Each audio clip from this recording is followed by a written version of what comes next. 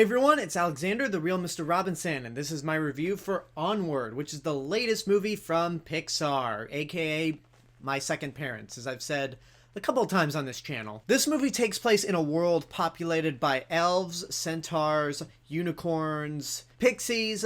It's pretty much a fantastical world, except they have modern technology. They drive cars, they have cell phones. It's pretty much our world, but populated by these fantasy creatures. The movie focuses on two brothers, Ian and Barley.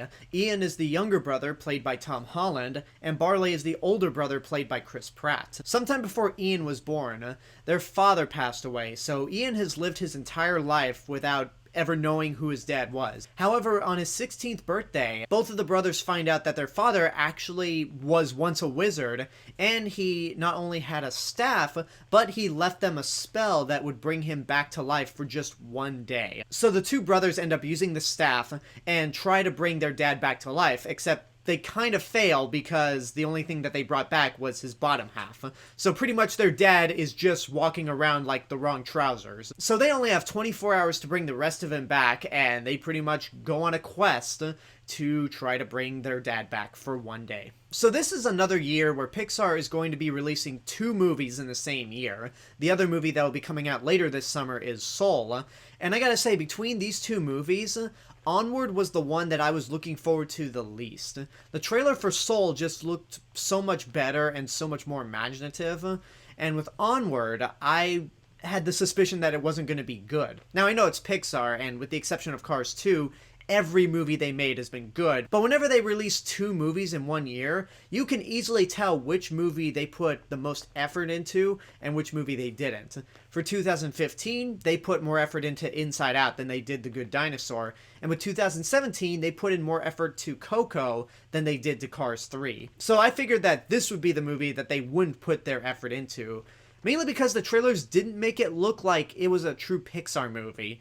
And even when the movie started, it just felt a bit generic. It felt like a typical animated movie where this high school kid is just very awkward around friends. Tom Holland is essentially playing Peter Parker again, but more awkward and without cool Spider-Man powers. And it wasn't bad per se, it just wasn't that inventive and just seemed a little bit generic for Pixar. But once the movie actually picked up, that's when I thought it got a lot more clever and it got a lot more funny. This is a road trip movie, but in typical Pixar fashion, they just go the extra mile with their concepts and what they have. Like I mentioned, this is a more modern day world, but with these mythical creatures in it. They've turned the unicorns in this movie into raccoons, where they dig through trash and fight each other for trash, just as trash pandas would. One of the side characters in this movie is a centaur who happens to be a cop, and there's a funny gag with him on why does he need a car when he could just run like a horse or centaur does.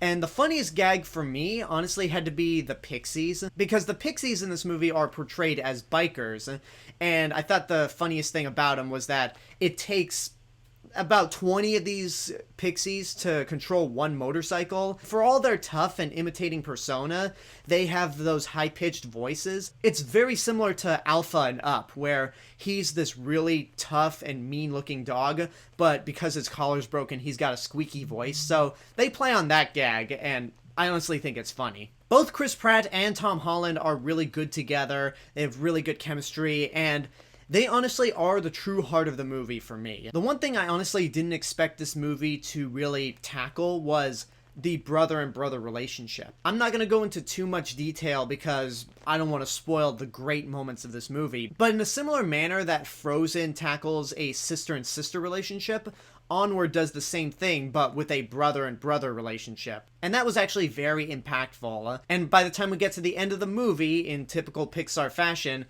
it brought a tear to my eyes, mainly because I related to this story and what the characters are going through. I mean, not to the extent with the dead father, but just seeing the adventure that these two go on together and just seeing them bond is very powerful. The only complaints I really have about this movie are that, again, I didn't think the first 15 minutes were that interesting or that special. It just felt very generic. But those 15 minutes actually fly by pretty quickly, and once we get into the meat of the story, that's when it really kicks into gear. And I really love this movie. Onward is actually more in the middle of where I'd rank the Pixar movies, but that really doesn't mean anything because that still means it's a great movie. It's very well animated, the voice cast is really good. I didn't even mention that you have Julia Louis-Dreyfus and Octavia Spencer here. They're both funny as well. It's got a great sense of adventure, it's funny, it's very charming, very heartfelt. I mean, it's typical Pixar. It's really fantastic, and for them taking on such a basic concept like a road trip movie, they take full advantage of whatever they have and make it as fun as it is, which is something that Sonic could very well learn from. I'm not going to quite go that extra mile of saying get off your ass and go see it right now, just because of that first 15 minutes, but I am planning on seeing this again, and maybe on a second viewing, my opinion will definitely improve, because the ending really got to me, and I love this movie. And there you go, that's my review for Onward. And now I want to know what you guys think about the movie. If you've seen it, what did you think? Whatever the case may be, let me know in the comments below. And until next time, I hope you enjoyed this review. Don't forget to subscribe to the channel, give this video a like, leave a comment, support my Patreon page, follow me on social media, and until then, this is the Real Mr. Robinson telling you there's only one.